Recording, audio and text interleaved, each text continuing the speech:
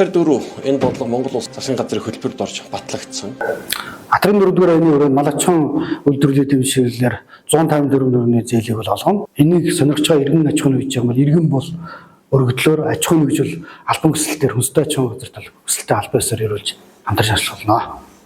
За хөрөнгө оруулалтын зээл нийтдээ 6 тэгж чиглэлээр болгоно.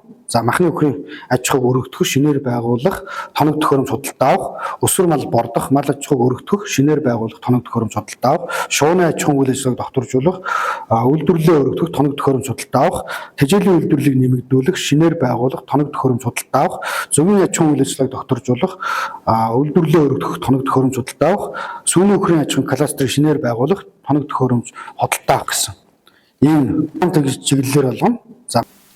За энэ хөрөнгө оруулалтын бол эргэлтийн хөрөнгөний зээлийг банкны шалгуур үзүүлэлтийн дагуу сонгож олгож олгох болно.